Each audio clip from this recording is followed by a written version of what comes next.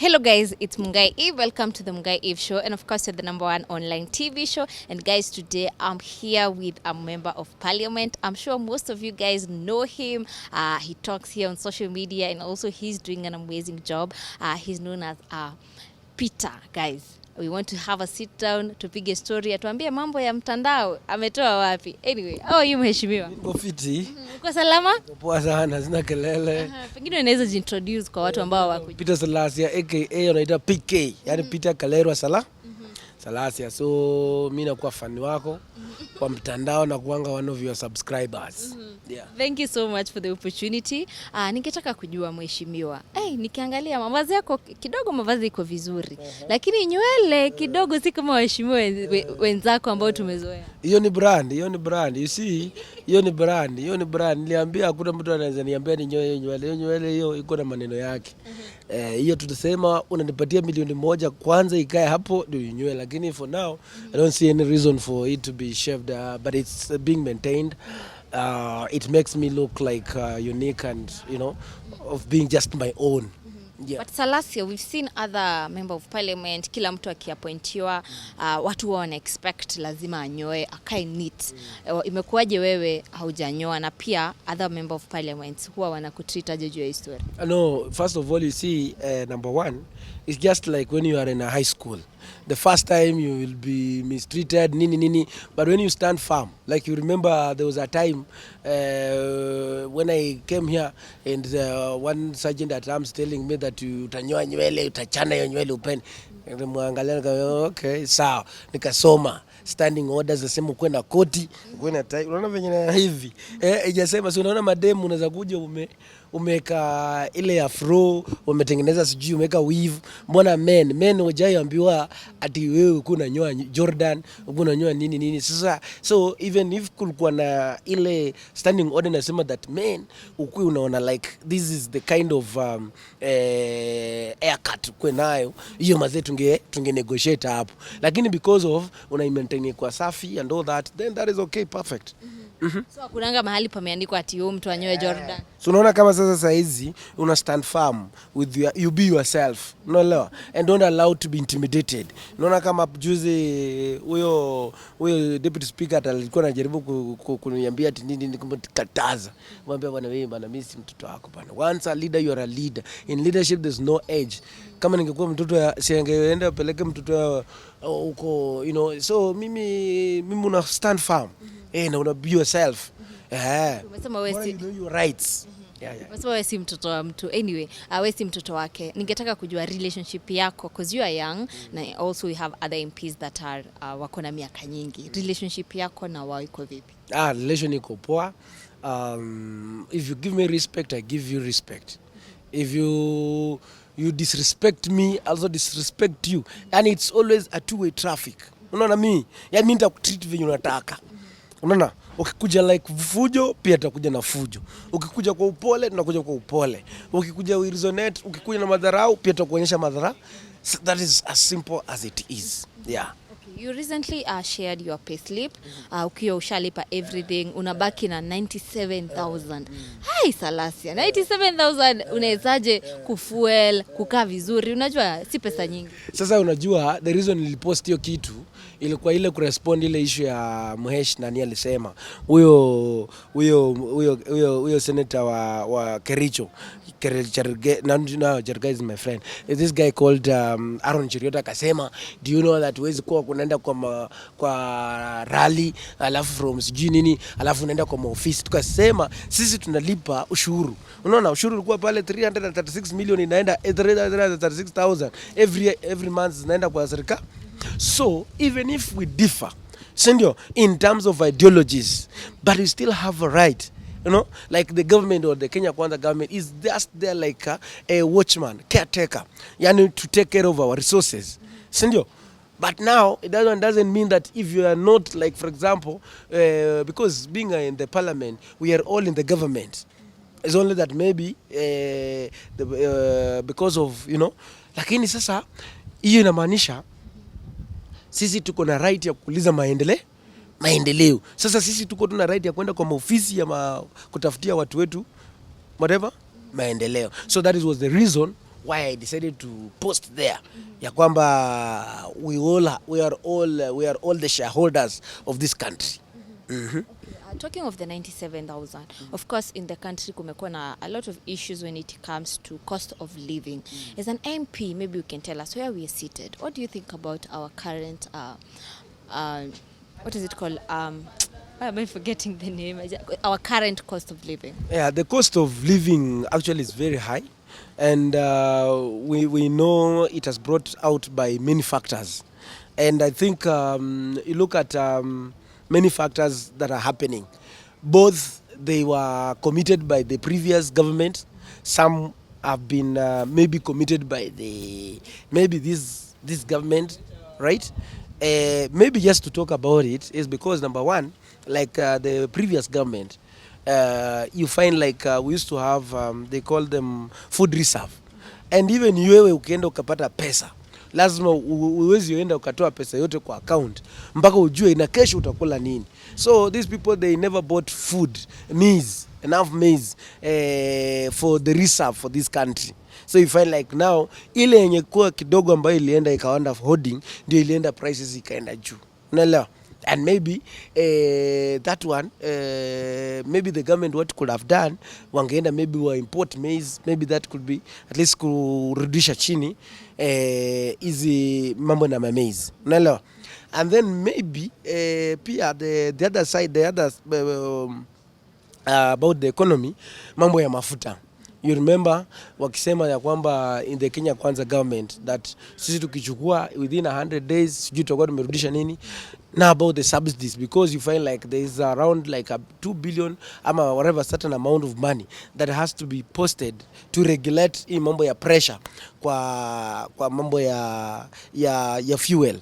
Na sasa unajua pia iko na impact kubwa sana, because once you increase mambo na petrol ama mafuta, it touches in the entire economy of the country. So you find like bring about mambo na inflation nini. So those are some of the things that are contributing, and maybe some of the natural, maybe wakati wa kiangazi, that could be the reason and all that. So that is why now we are saying that there are those atrocities that were committed by this government and those that were committed by the previous. And that's all unaona wakati watu wanavuna, watu wanapeleka mahindi South Sudan, watu wanapeleka mahindi wapi huko Ethiopia kwenda kuuza huko. So what now we are trying to advise the government is that now they are doing what you call the subsidy of the farm inputs, right?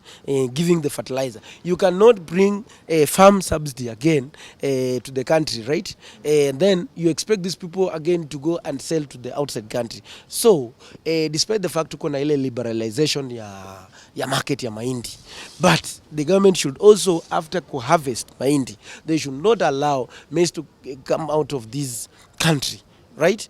And they should also buy, tuko na ile reserve ya mahindi to the national reserve. Unaona? Sawa. So hiyo itatusaidia ya Kenya ikuwe na chakula. Na hii maneno ya fallacy ya kusema ati wanataka GMO ndio rudishe hiyo, those are just fallacies that are going not to work. Unaelewa? But kama wanaweza jipanga, unaona? Si ndio? Waangalie the way tumekuwa na mambo ya kama wheat ilikuwa imeanguka, but at least we can see some kind of improvement and all that. So those are some of the things that have brought about issue ya cost of living. Alafu again, the government has also left its priority. Unaona? What do you think it's their priority right now? Their priority is to fight cartels with no agenda. Because number one, kama wao wanataka kutengeneza uchumi, you can't go and say that tunarudisha gas. Yes, we are supporting the gas. Why gas? Watu wa mashinani huko tukimpelekea gas hata shilingi 100, yeye hatajui, atasema hiki kitu itanichoma. But it's important, yes, we are improving, right? Because kule kuni ni free, unaelewa, watu ushago. Mtu anataka kujua unga anapata aje. Unaelewa? So misplaced priority, maziwa. Unaona? Those are misplaced priority. The priority these people government should be having is kuona mafuta inarudi chini aje, unga inarudi aje, kuimprove mambo ya agriculture inarudi aje. Hiyo tu na mambo inakuwa mazuri. Na hii mambo ya overtaxation unapata like most of the countries, unajua pia unaweka because it's going also to discourage mambo ya nini inaitwaje foreign investment to come in this country, because they are struggling right now as we speak. Unaona, wewe kama ni investor unakuja hapa unaweka pale investment yako, unafanya nini? Watahama waingie other countries. That's why we are telling that as much as they, and also one thing they have failed to tell Kenyans that we are overcharging, we are overtaxing Kenyans. And because of this taxing Kenyans, this so far, since they started taxing, this is how much we have generated up to now. Kenyans need to be told the truth, right? Then once the Kenyans have been told the truth, wewe Mkenya hata utakuwa responsible to pay those taxes. Tukiwa hapo kwa issue ya foreigners investors, ningetaka kujua what is your take on China Square? Have you heard about China Square? Lazima tuingie ifanye mambo. Unaona, mimi nasema kama mtu wa chini, if we are struggling that turudishe vitu chini, and again you are chasing that person who is selling cheaper things to Kenyans, what is our interest? Unaona, mimi naongea kama Mkenya. So wale traders ambao wana demonstrate waende waambie sisi tulikupigia kura, what is it that ule Mchina anafanya ndiye anauza vitu cheaper than them that are not doing it. If they need the tax whatever, let them be protected by free duty whatever. But the China is yeye ndiye anapatiana nini, anaonyesha kwamba hiyo ndio bottom up, na hiyo ni kama hiyo kitu sasa hata wamesahau mambo ya bottom up. Hata ukisema sasa hivi mtu ya Kenya kwanza bottom up, hata wamesahau, because bottom up hakuna kitu ya bottom up sasa hii kila mtu tu, both wewe ni tajiri, wewe ni hustler, we are all now suffering. Unaona, kwa sababu kama tuseme Western nilikuwa naendea mafuta ya ngapi, sasa hii kufika mpaka 17,000 kama unajaza. Unaona, lakini sasa unaona tangi kienda kama 14k hapo 13 unafika. So we are saying that they should move away, alafu look about this issue about the power. Those are the areas they should be promising Kenyans that in the next we want to reduce power ya stima, si ndio? To reduce mambo ya petrol na unga. Unaona, hizo tu vitu wakiweka na mambo ya chakula, na chakula tuseme at least they have tried, you know, wanasema give to Caesar what belongs, and then mambo ya hiyo fertilizer or make sure kwamba uko na ile strategy walikuwa wanasema ndio tena cartel yote siku, lakini kuwa ati wewe ukiwa unafanya hii kwanza kufight cartels. Yes, fighting cartels, but how? Don't target people, target about economy, what is more important. Alafu they should be also telling Kenyans that this gas ile venye tunaenda ku reduce chini bei, tumepata hii ndio pesa ya wananchi, wamepata dona. That's number one. Kama wajapata dona, hii pesa yenye wanaenda ku subsidize gas inaenda kutoka wapi? We need also to know, to get to know hiyo maneno yanasema ya maziwa, how are they going to do it, and how is it that ule mtu wa chini anaenda ku benefit vitu kama hizo, kama wanaenda to the target. Like for example tutakuwa na huyu and all that. So apart from taxes, because ukitoa taxes na siwatoe hiyo pia kwa petrol, na siwatoe ile ya Kenya Power sahi sasa, kama watu wanataka stima kwa areas zetu, si ndio? Tuna ile mpango inaitwa maximization ya nini, maximization ya electricity. Ukitaka tena kwenda pale unalipia pesa tax, kama unataka ya pesa fulani wanakuambia karibu 600,000 ya nini. So those are some of the areas they should be focusing on. You've mentioned that wewe kutoka hapo ufike Western unatumia fuel 17,000 na salary yako tuliona pale ni 97,000. How are you surviving? Because ukishaenda mara kadhaa hiyo inaisha. Bana, unajua sasa sasa unajua sasa ukisha, kama for example ukipata do, si ndio, maybe umechukua mortgage, una invest kwa business kidogo, so inakuwa ina generate, si ndio, alafu una save, si ndio, alafu sipi. Unajua mimi sasa, unajua ni yule mtu mwenye sijazoea zile expenditures mob kama yani ile kuishi ile maisha ya inaitwa nini, yani ile extravagant, yani yule mtu mwenye ana spend pesa, yani tupa unaelewa. Lakini sasa unajua mimi ni yule mtu mwenye najua naweza kula lunch ya 60 bob na niko sawa, si nilikuwa nimezoea.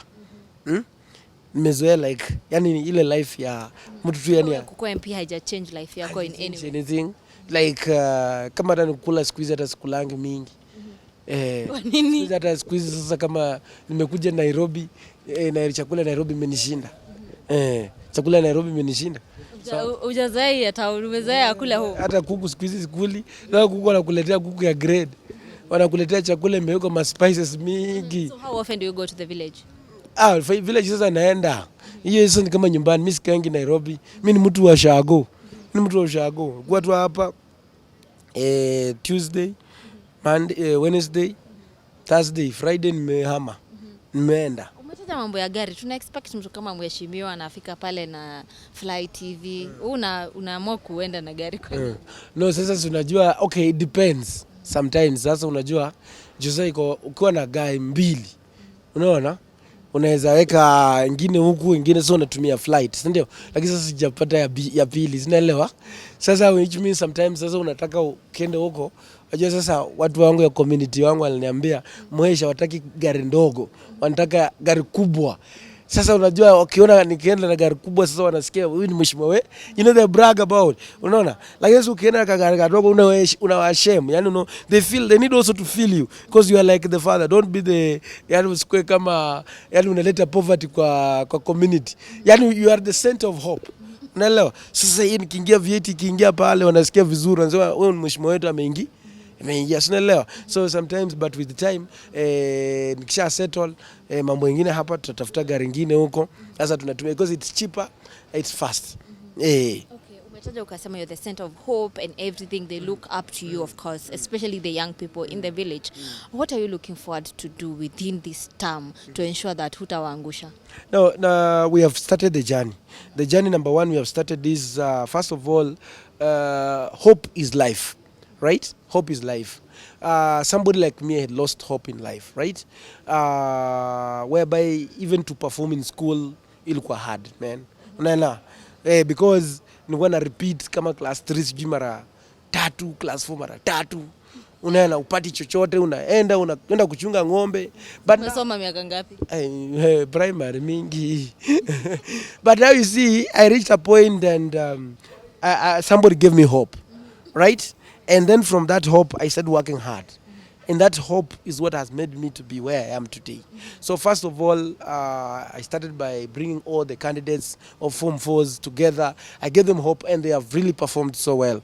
These exams are zimeisha. Number two, I'm also holding another meeting with the all candidates in the constituency. Form 4s to encourage them, to give them a word of hope. That is one thing I'm also doing to the young people. About coming with various programs in terms of giving lunch to teachers, yani mwalimu ashibe, someshe na nguvu. About that, I'm also looking at wale ambao wamemaliza form 4s. I don't want to see anyone ambaye amemaliza form 4 na you must have something that you're doing at home, whether you know, so looking at empowering youth, maybe could be proceeding, you know, going on with the education after umemaliza form 4. I want to know where umemaliza form 4, what are you doing? Wale ambao wakumaliza form 4 class 8 ama nini, what are you doing for a living? I want to get a record. The women have opened up Peter Salasya Foundation is there to help women, put them into groups, coming up, looking for the sewing machines, being trained, coming up with the cottage industry. That is what I'm doing. We are also coming up with empowering them through agriculture, using trying to connect them into some being reproductive. Unajua sasa wengi wamekuwa rely on a 100 handout. It's better teach somebody how to nini than a 100, because it also becomes expensive for you to go and steal to give them. Unaona, then I'll not be a good leader. So I'm doing all those things and also just ensuring that bursary is being given to everybody in my constituency. No one is going to sit at home because of lack of school fees. So it is going to be, hiyo itakuwa imeisha kwa sababu napatiana kama all day schools watakuwa napata. Yani mtoto baba ni kuangalia tu make sure mtoto amepata chakula nyumbani, lakini mambo ya mtoto anafukuzwa nyumbani, school fees, it's going to be it's a story history in Mumias East constituency. You've mentioned about the government forgetting about their priorities, and maybe when people look at you, our MP, kuna watu wanaweza feel pia kama wewe kidogo umesahau kazi sana ukaingia kwa mtandao, because you're very vocal when it comes to social media. No, if it could not be, how many MPs do you know in this parliament? Unajua wangapi? A few. But you know me? Yeah. When did you know about me? I knew you through Azziad. That's why you're looking for Azziad. Hey, so you see, when you are in this social media, that's why I'm the most popular MP among the new MP right now. Because of being a person who is on the social media, Facebook, Twitter, being on TikTok, being on WhatsApp groups and all that, and anything that I do, uliona kama ile tournament yangu nilifanya, unaona ile tournament ilikuwa one of the best I think in the country. Hakuna MP alitengeneza tournament kama yangu ile, unaona ile kupatia chakula, yani ile Christmas to my people, yani unaona, so watu social media, there's power in social media, and from where we are going right now, you should get to understand that if you are not into social media, you are nowhere. And that's why you see, like right now, people are moving away from radio slowly. People are now going, even the TVs, people are now moving away from, you're not sitting there to wait now, like Tambo, you never used to have YouTube channels, like now you see like your YouTube channel, once you're going to viewership 500,000 hitting to 1 million, you can tell me some of these TV stations are. So there's power in social media. So there's time for, and when I first came into the parliament, people looked at me as a joker, people looked at me as a person who has no agenda, a person who is, but with time, people are now coming to realize who I am. I'm a very serious person. And right now, I'm the Western Youth Kingpin. Unaona, mimi ndio Western Youth Kingpin. Mimi sasa, yani unaelewa, mimi ndio Western Youth Kingpin. Napatiana vijana mwelekeo. Na naenda kuleta vijana wengi wanaenda kwa leadership in Western. Unaona, watakuwa MCA, watakuwa MP. Unaelewa? So there was this period that you are looking for Azziad to give her an ambassadorial deal at Kakamega County. And then recently she got a job through Ababu. And unfortunately you are amongst those people who are criticizing her kupata kazi. It's controversial that saizi ulikuwa nataka kumpea kazi, saizi amepatiwa tena hujafurahi. Sasa unajua kitu cha kwanza, mimi sina shida na Azziad, right? Shida nilikuwa naye na huyo CS, kwa sababu mimi uliona tournament yangu ilikuwa kubwa, yeye ananiambia nakuja, mimi nampigia simu ashiki, nikimpigia simu ashiki. So mtu kama huyo, if you cannot pick a call from an MP, what about ule, na mimi niko na concern yangu, hata niambie iko hivi na hivi na hivi, si ndio? Na mimi naenda kuona na ule mdada. Sasa wewe by the time umefikia ule mnaongea na yeye, na mimi ni mbunge, wewe ni sports, mimi natengeneza events kubwa, hata nikikuja nikuombe challenges ambazo youth, hata ungekuja ukaniambia mheshimiwa nilikuwa held up because of ABCD, but what was your request? Unaona, for people of Mumias East constituency, what did you want me to do for them? But you cannot pick it, and then I'm looking at you with a socialite. Unaona, yani kukutingizia matako, unaelewa, na unafuraha, so wewe ndio unapatiana. Sasa hiyo ndio nikasirisha, nikamwambia sasa hii ndio unaona ndio mzuri, lakini watu kama sisi unaona wewe ni fake, unaona. Na mimi namwambia wewe ni fake, kwa sababu if you avoid leaders like us, you want to listen to ladies, more women. Okay, women are good. She's a youth. Your agenda is empowering youth. Me, I don't have a problem with her. Hata mimi nikisema mimi sina shida, akue hela whatever. That is her right. Hata yeye amekuwa popular, anaweza simama hata women rep. Sijui ni county gani. Unaelewa? Asimame women rep. Lakini sasa tunasema Mimi mtu mwenye nilikuwa naye ni ule, sina shida na huyo. Why did you have to drag her inside your issues? Alikuja the time when I was looking for the guy, he can't, and I'm seeing with it. So unaona penye challenge inatokelezea. Sasa yeye, I congratulate her for the position to serve. So at no point you feel like she didn't deserve it? No, she deserves it, right? Unaona? Yeye ana deserve, lakini shida ni ule mwenye anampatia pia yeye ana consider watu kama sisi tukipiga simu ama tukitaka kumuona tumuone, lakini si ati unakuja unatuonyesha hata unatuonyesha inamaanisha nini? But your caption was not about maybe ati hakukuja kwa tournament yako or anything. Ilikuwa about ati he didn't have to go that direction to get her. He would have gone another direction. No. Pengine ungemuonyesha. Sasa yeye, si ndio? Sasa si okay, ni simple. Ni simple, si ndio? Aya, tuseme tulikuwa na how many hela watu ambao walichaguliwa? Tulikuwa na hela wangapi? Wamechaguliwa. Wenye walikuwa kwa hiyo committee ni wangapi? Kulikuwa na wangapi? The ones that I know. I only know the ones that are on social media. Unajua nani? Wenye wamechaguliwa saizi. We have Critized, we have Wahoo, we have Azziad. Who else do you have? Those ones are the ones. Hata kuna mwingine, kuna kina nani? Churchill. Si angepigwa kana na hao wengine hao. Angepigwa kwa nao wengine. Na anapigwa na anatuonyesha nini? Hiyo ni picha na Kate. Si angeweka hao wote. Sasa hiyo ni yani unajua? Yani mbona anafanya hivyo? Sasa angepigwa kwa na kina Makoti wako hapo pia walikuwa kwa hiyo committee. Sasa anapigwa na hao. So inamaanisha okay, hiyo ni madharau.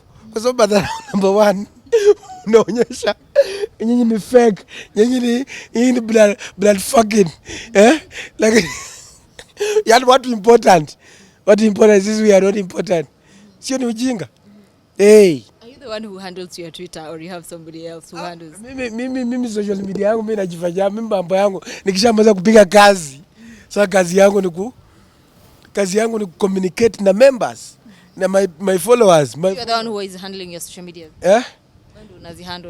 Because I know how to, because I believe number 1 that if you do it for me, kuna venye unaweza weka kitu ambayo kuna framing. Unaona, you cannot speak on my behalf. If it's me, let me put it the way ikuje na mimi. Unaona, because for me I will put there what I believe in. Unaelewa? Like sasa unajua tuseme kama nikuje wewe unanipostia. Maybe naangalia maybe hii sio ya unajua, because before I post it I look at both parameters. Si ndio? Both naangalia maybe my party, naangalia the other side. So anything that I post is very sensitive. Na ile naangalia hii kwa controversial, inakuja mimi kazi yangu sasa nikijua hii ni ya controversial, kazi yangu ni kucheka, lakini sio wewe, because I knew before I post, najua hii itakuwa implication yake. Najua hii I put them on the weighing machine. Yani kwa ile sasa I'll be able to know ABCD. Okay, so maybe what happened kwa hiyo county government job that you were offering to Azziad? Did you get someone else to do it or what was it? Hata nilisahau. So you were cloud chasing? Not even cloud chasing. Cloud chasing ilikuwa ni nini? Mambo yake unajua, once you refuse it. Okay, what I remember, even what I said is that there was that song iliitwa sijui nini, si ndio? Ilikuwa ile mwana mavere mwana sijui nyanya something. Vida. So but when I posted it, Kenyans wakakataa, akasema unajua mimi initial nafikiria ndiye aliimba hiyo song. So unaelewa? Yani nilifikiria according mimi mimi sifuatiliangi mambo ya. So wakati ali dance hasa nilikuwa nafikiria yeye ndiye aliproduce hiyo song. So akasema like yeye amemarket, tunaweza mpatia job ya kumarket Kakamega county. Unaona? But sasa wananchi wakakataa. Kasema yeye aende atingishe matako sijui wapi, unaelewa? Yani as in like yani yeye yani wakasema si hujaona kwa mtu mwingine wa kufanya hii stuff. Unaona, mbona nimemwendea kama namtaka ama vitu kama hizo. Okay, I don't know. So mimi yani nasema sisemi ati mimi niko na shida na yeye. Nilisema tu that yeye ako na right, lakini ule mwenye alikuwa ndio tulikuwa kuna shida na yeye. It's her right. She's a Kenyan. She deserves to have it. If she qualifies, then what else? What is hella, by the way? Hata mimi sijui hizo vitu. Hata sijui hizo vitu. Okay, moving forward of that a lady came out akasema anaweza taka umuoe and everything. I would like to know, how did it turn out to be, and right now are you in any relationship? Sasa unajua saa hii, before I came into parliament, I just thought that, lakini sasa saa hii kazi ni mingi. Even now mambo ya kufikiria mambo ya hizo vitu hata saa hii sifikirii. Sasa saa hii mimi ni focus. Mambo saa hii ni kwa ground, naenda committee meetings, naenda wapi. Sasa mara hii mambo ya kuongea mambo ati natafuta dem, sasa hata time ya kutafuta hiyo maneno. Sasa hiyo maneno iliisha. Sasa hii mimi niko focus. Sasa hii mimi am a focused leader. Naangalia kuona watu wangu wa Mumia East watakuwa wapi in the next 5 years. Naangalia Kenya kwa committee yangu ya agriculture itakuwa namna, Mumia Sugar itakuwa namna gani. Itagrow namna gani. So that is my focus. But all in all, I just love Kenyans wananipenda sana. By the way, everywhere that I've been moving around kwa hizo mazimio, man, yani it's only some few months, lakini Kenya yote inatingika nikifika mahali. Unaelewa? Nikienda juzi nimeenda ilikuwa Maragwa, nafika pale kwa join nyingine club nyingine, man. Yani mazee, jamaa wanasema mwesha amefika. Nikaenda kule Mtwapa. Nikaenda kwa sijui nyingine club nyingine Polepole hapo hivyo. Kila mtu anashangilia PK Salasya amefika. Unataka kuwa celebrity? Mimi this is the future of this nation. I'm a future of this nation. Kila mtu ananipenda. Hata president wa Kenya hii ananipenda. How is your relationship, by the way, with our president? No, President Ruto is one of my best friend. Raila Amolo Odinga is one of my best friend. As much as nani akiniona tu president akiniona tu anaanza kucheka, anajuanga tu yani ni ile tu yani kitu inafanya president yani ni ile tu yani na kuanga na yani principles yani mimi naongeanga, lakini yani ni friend. Hata mama wa taifa, Mama Rachel pia ananijua. Unaona, hata alikuja hapa siku nyingine akanisalamia hivi. Hata president alikuja hapa akanisalamia. Wakati nilienda huko, alikuja state launch Kakamega. Mimi ndiye alisimama tu akanisalamia mimi peke yangu. So unaona? Yani unajua mimi yani ule mtu sinanga ubaya na mtu. Yani mimi naongeanga kile na feel like is supposed to be said. Unaona? Yani ninakuanga tu na roho moja. Unaelewa? Roho moja. Alafu tena mimi ni mtu sikasirikangi. Ukiona nimekasirika, unaona mtu amenichokesha tu akili. Lakini yani mimi tu yani kijana tu mzuri, yani kijana hata ana maneno. Unaelewa? Yani apendo tu na kila mtu, both hata hapa parliament. Yani mimi hapa parliament hata wale wabunge wa Kenya Kanza wananipenda, wale wa nini wananipenda. Unaona? I respect somebody, everybody. Hata mtoto mdogo mimi namheshimu. Okay, tukimalizia Salasya, there was this time whereby people were saying that wewe na Toto mnaweza, you guys can make a very nice couple, but unfortunately alichukuliwa. Nilisaidia yeye. Ulimsaidia aje? Yeye mtoto alisaidia yeye. Amepita hapa sasa hivi. Amepita hapa. Nilisaidia yeye. Saa hii nilisaidia yeye kwa sababu. Ulimsaidia aje? Nilisaidia yeye. Nilisaidia yeye. Aje? Unajua hawezi elewa nimesaidia aje. Unajua kama ni singetoa hiyo statement, huyo kijana alikuwa sasa hivi analia machozi hata mimi pia. Baby sikuje tu tukua. Lakini sasa mimi nilitoa statement. Akasema hapana. We have to strike a deal. They had to close a business. A deal. Now closed. Sasa hii that man is in fact wewe mwanaume nitakana abebe ng'ombe, alete mimi mbuzi, alete mimi anishukuru, aseme mheshimiwa ulifanya kazi yake kwa rahisi. Sasa hii I'm getting married.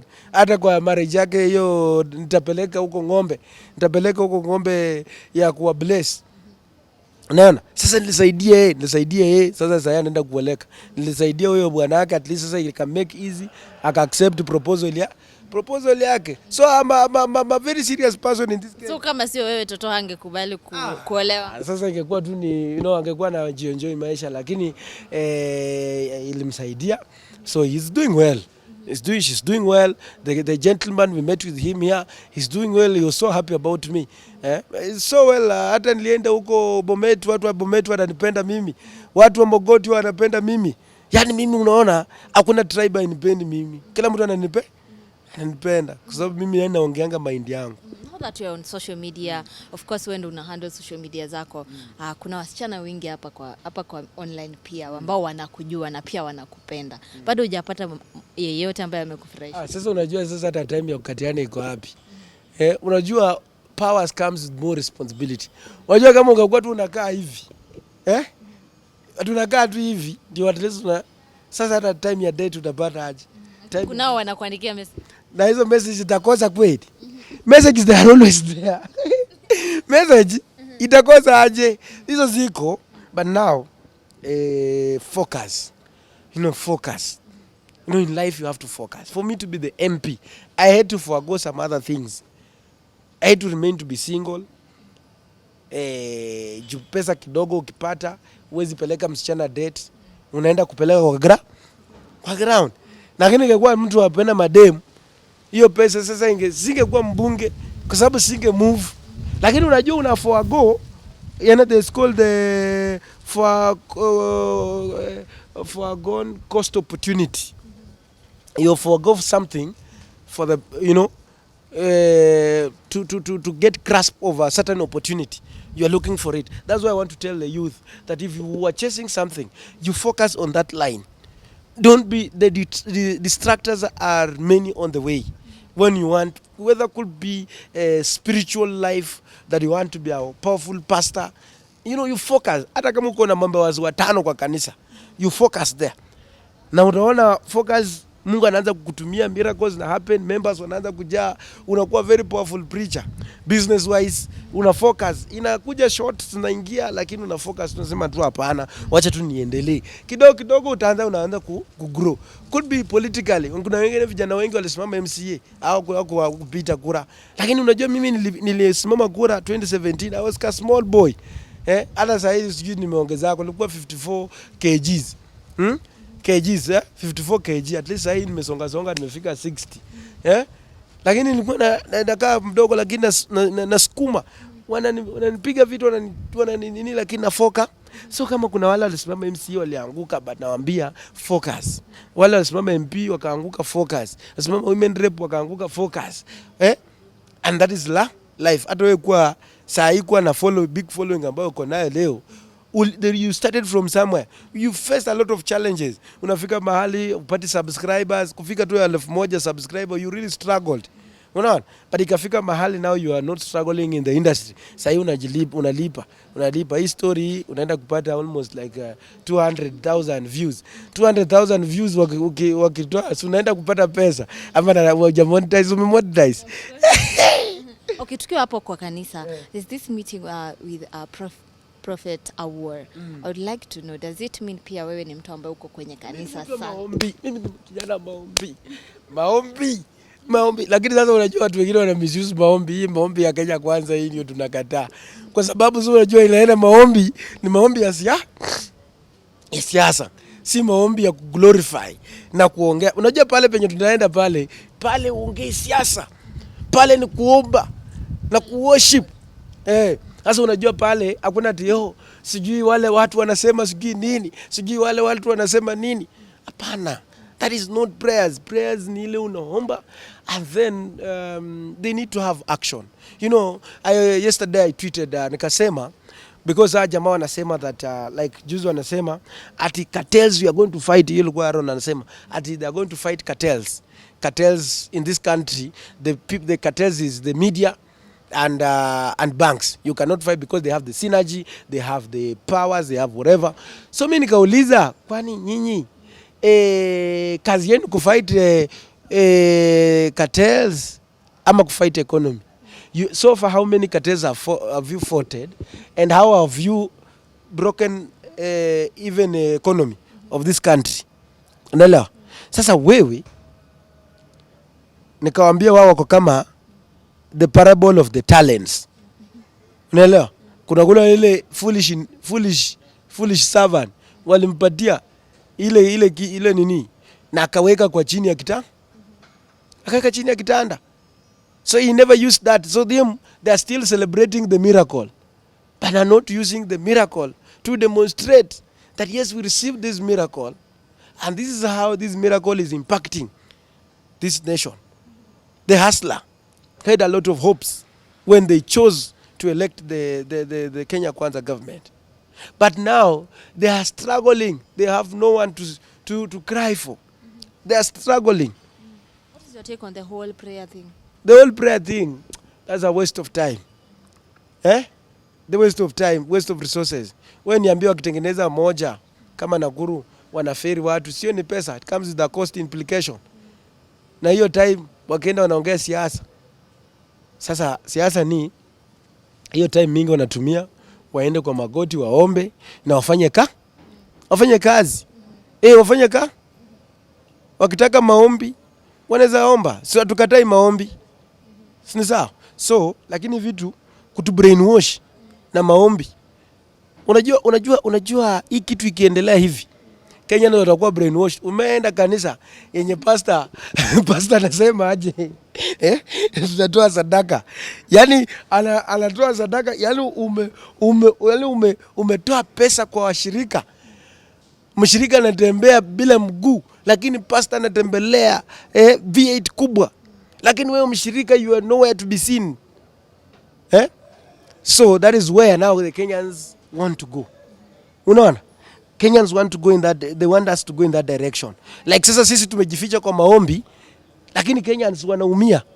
Wanasema Mungu hako. Yes, we know, we believe in God. Lakini sasa wewe kama umepata ile uko na capacity ya kuchange life ya huyo mtu. Si ndio? Na wewe una brainwash na maombi. Unajua mtu because that is inaitwa cult. Unajua cult? Cult unajua you don't ask question. In a cult. In a cult. You don't ask question. Wewe unakiambia left and left. Mafuta ikienda shilingi lita moja 300 ni 300. Hiyo ni na hiyo sasa hii kitu yenye tunataka kuanza hii. Wananchi watashindwa wasema zimesikia siku hiyo wametaka kuleta intercession ya kuintercede. Intercession ni mzuri. Lakini it will not be brought on the ni sawa tuacha niachie hapo hiyo maneno ya spiritual is very deep. Maneno ya spiritual hiyo inataka spiritual discernment. Inataka spiritual what? Ndio uelewe mambo ya kiroho. Mambo ya kiroho acha nikuweka kama pastor Nganga, mambo ya kiroho ukweka kama pastor nani. Lakini tukianguka Kenyans wakianguka kwa ile trap ya cult the leadership. Tumeisha. Na sasa mimi ni juzi niliuliza. Okay, kama economy wanasema kweli waliomba hiyo miracle, at is through prayers ndio ikafanya tukapata hii kiti. So ombeko pia hii economy irudi chini. Watu waambie tu yani mazee tumeomba. Tumeomba. Economy karudi chini. Next ununue mkate shilingi ilikuwa inanunua shilingi 50 bob 60. Sasa hii mnanunua miracle imefanyika. Inanunua 30 bob. There's the parable of the talent, the shrewd, the talent. Nanipata. Tukimalizia Salasya, another thing that has been trending inaongelelewa sana na pia our president tuliona aliongea ni about LGBTQ community. Maybe you can tell us your take on that and people feeling like maybe the government was trying to embrace it until the president alisimama akapeana mtazamo wake. No, you see now that thing, hiyo ni kitu inakuja na tuseme aje, kuna watu unajua unaweza kula pesa. Okay, na unanyamazia, unaona kwanza ground iko aje. Alafu sisi kiona unasema.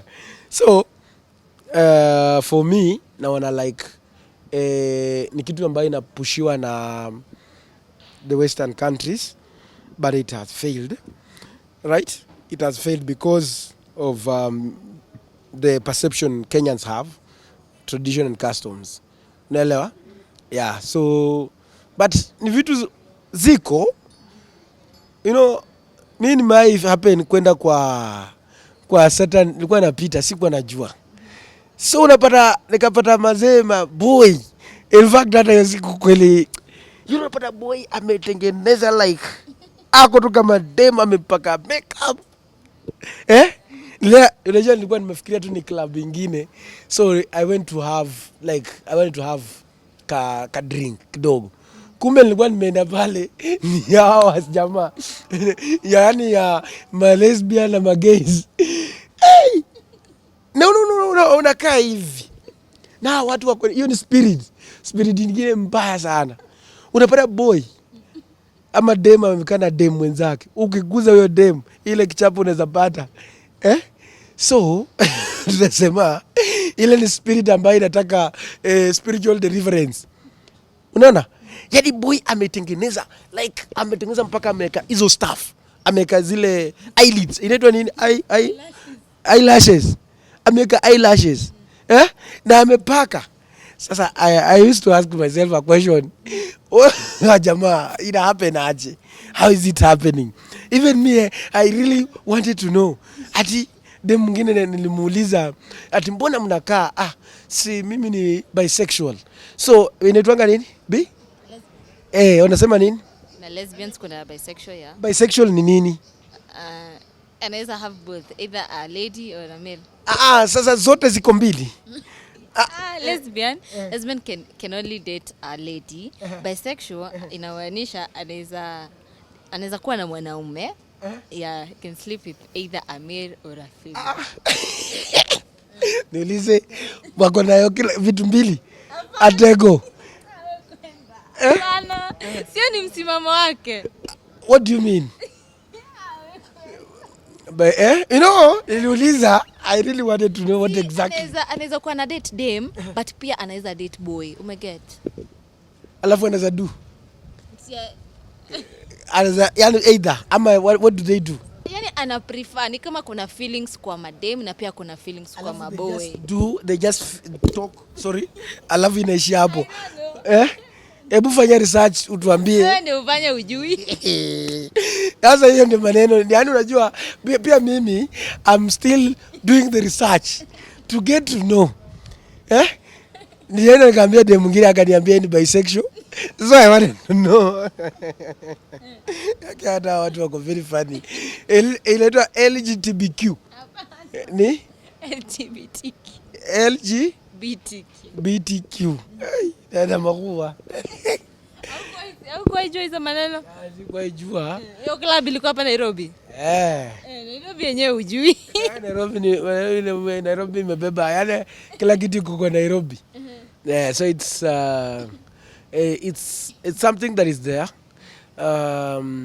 but needs to be regulated. So we need to start a church to bring these people to waombewe, waletwe pamoja. Na hiyo kanisa inataka mtu mimi kama mimi nianzishe kanisa ya kuleta hawa watu wote. Na nasema tuachane na mambo ya maombi. Sio maombi ya cultinize a nation. Believe like unajua ile maombi ya cultinize, yani economy ni mbaya lakini tunabilia hapana, hasa la amesema. Unaona? Na hiyo ndio penye Kenyans wanataka kwenda. Na hiyo ni hatari. Hiyo ni hatari. But tunafeel LGBTQ we should build a church. Ile tunabuild a kanisa ya watu ambao ni wa LGBTQ. Tuchenge kanisa ya hawa watu wakuje na tuanze ile maombi ya deliverance. Na hiyo kanisa tunafungua. Mimi nitakuwa pastor. Hapa Nairobi. Itakuwa sasa ni watu ambao kwanza tukue na ile kitu inaitwa guiding and counseling. Hiyo itakuwa na wanafanyiwa hapo. Ukuje uanze, kwa sababu niliuliza mwingine, wewe mbona ulianza kuwa hivi? Akaniambia sijui alikuwa heartbroken. Sasa nikakuja nikarealize that these people is not there by their wish. These people have their problem. Sasa unajua, sasa akaanza kusema, nikaanza nika lose Unaona kuna msemo mwingine na anasemanga kwa Facebook, mtu anasemanga ati I'm looking for a heartbroken woman. Sijui nini inasema nini, so that ni mmalizie inaitwa hebu frame venye na frame and is looking for a heartbroken lady. Sijui amfanya aje na amalizie kabisa na so these people, they have different challenges they have gone through, right? So they need counseling, right? Some and from my research, some have babies maybe, some hakuzaliwa hivyo, walifika tu mahali waka, so we need to start that thing and they'll be assisted. I think that is from my few background. So we need to look for one lesbian.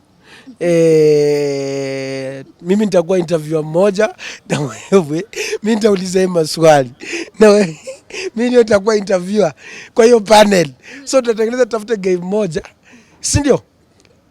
But can we look for one? To do what? We'll be asking, me I'll be a panelist. Wewe utakuwa pale, mimi sasa nitakuwa nauliza maswali. Their own life. No, that's why now we want to get to know. Look for one. Look for one lesbian lady. Look for one inaitwa nini? Gay mwenye anasema tu anataka maboy kwa boy na mwenye anataka dem kwa dem. Alafu mimi nikuwe kwa hiyo panel. Hiyo panel itakuwa moto sana. So can we do it next week? Don't you think unaingia kwa business za watu? You know, bedroom matters, they are private. We want to just know. Kenyans just need to know these things. You know, it's point blank. Kenyans or you? Even me, I want to know.